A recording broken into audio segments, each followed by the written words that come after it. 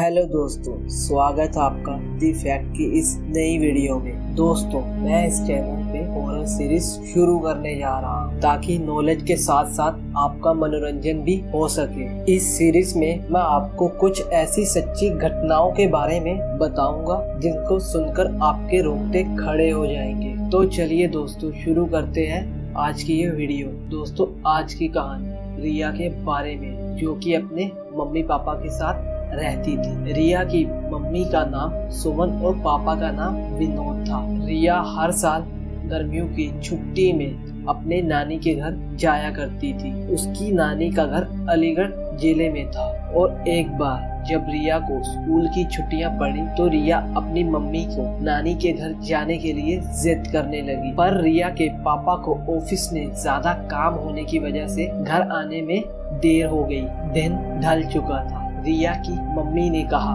अब रहने दो, अब जाने का कोई फायदा नहीं है, कल सुबह होते ही हम अलीगढ़ के लिए निकल जाएंगे। पर विनोद ने कहा, हमारे पास तो खुद की कार है, दिन ढल गया है तो क्या हुआ, हमें कौन सा बस बदलनी है। रिया भी अपनी मम्मी से जिद करने लगी कि अभी चलो, नानी के घर जाना है। रिया और विनोद बहुत ही जिद करने पर रिया की मम्मी जाने के लिए तैयार हो गई, लेकिन अंदर ही अंदर ना जाने क्यों उसका मन बहुत घबरा रहा था। वो अलीगढ़ जाने के लिए निकल चुके थे।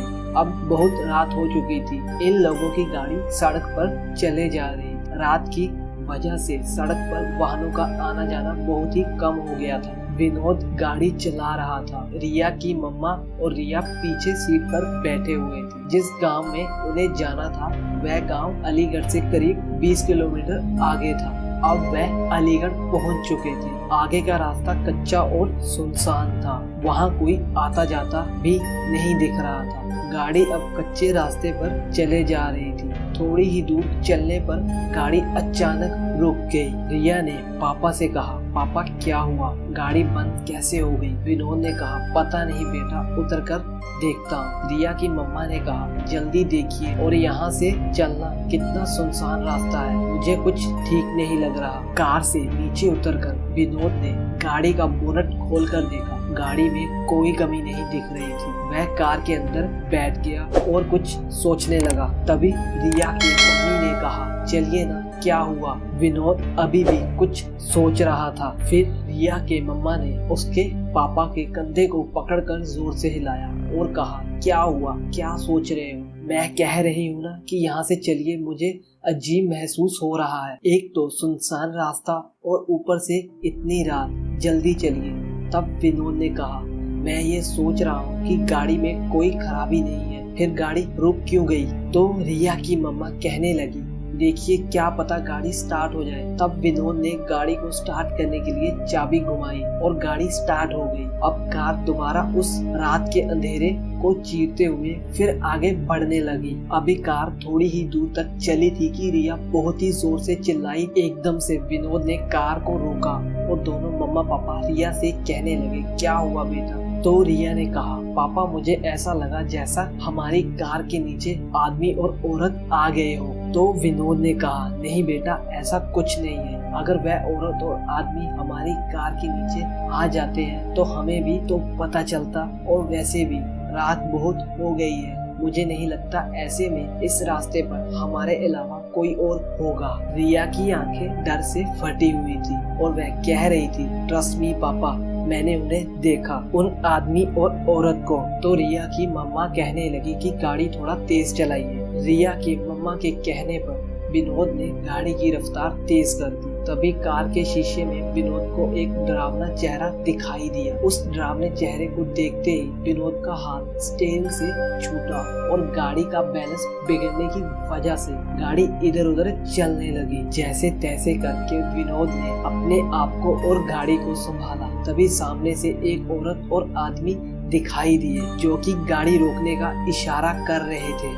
तो विनोद ने गाड़ी नहीं रोकी बल्कि गाड़ी की रफ्तार और तेज कर दी, क्योंकि अभी तक वह रिया की बात का विश्वास नहीं कर रहे थे। और अचानक से उन दोनों आदमी और औरत का ऐसे कार के सामने आना और लिफ्ट मांगना, ये देखकर विनोद भी काफी डर गया था। विनोद तो पसीने से लथपथ गाड़ी को बस भगाए जा रहा था और तभी जिन औरत और आदमी को विनोद ने पीछे छोड़ा था वो फिर दोनों उनके सामने खड़े थे और गाड़ी रोकने का इशारा कर रहे थे। अब तो उन तीनों की जान मुंह में आ चुकी थी। अचानक से रिया की मम्मा का फोन बजा। उन्होंने पूछा कौन बोल रहा है, तो दूसरी तरफ से आवाज आई, अर्जुन बोल रहा हूँ। हेलो दीदी, कैसी हो आप? सुमन ने कहा, भैया कुछ ठीक नहीं है, इस रास्ते पर बहुत गड़बड़ है। और सुमन ने उन दोनों आदमी और औरत के बारे में अर्जुन को बताया। तो अर्जुन ने कहा, दीदी आप चिंता मत करिए, मैं अभी आता हूँ। और 10-15 मिनट बाद ही अर्जुन वहाँ रास्ते पर खड़ा था। विनोद ने गाड़ी रोकी और कहा, अच्छा हुआ अर्जुन तुम आ गए, पता नहीं क्या हो रहा था हमारे साथ, कुछ समझ नहीं आ रहा था। अर्जुन ने कहा, कोई बात नहीं जीजा, मैं आ गया हूँ, अब आपको चिंता करने की कोई बात नहीं। अर्जुन भी अब कार में बैठा और कार घर की तरफ चल दी। अब तो मानो जैसे सुमन और विनोद, रिया का डर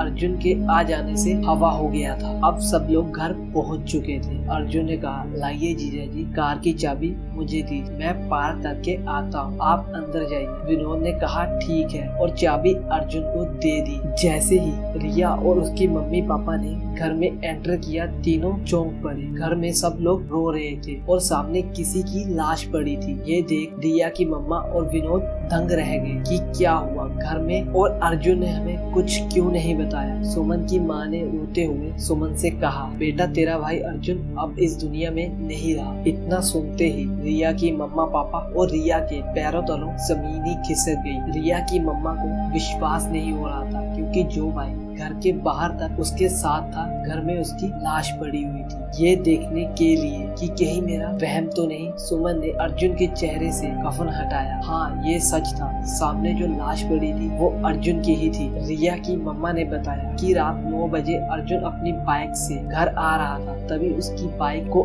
एक ट्रक ने जोरदार टक्कर मारी, जिससे उसके सर पर चोट आई और मौके पर ही उसकी मौत हो गई। पर अगर अर्जुन मर चुका था तो बाहर वो कौन था जो उन्हें घर छोड़कर गया था? दोस्तों कभी कभी ऐसा होता है कि हमारे अपने हमसे दूर जाने के बाद भी किसी न किसी वजह से जुड़े रह जाते हैं। जैसे घर के किसी सदस्य में मरने वाले का हद से ज्यादा प्रेम, और बहुत सी वजहें हो सकती है। तो दोस्तों ये थी रिया की एक सच्ची कहानी। इस कहानी के बारे में अपनी राय देना मत भूलना। मैं फिर लौटूंगा ऐसी ही एक सच्ची कहानी के साथ। तब तक ख्याल रखना।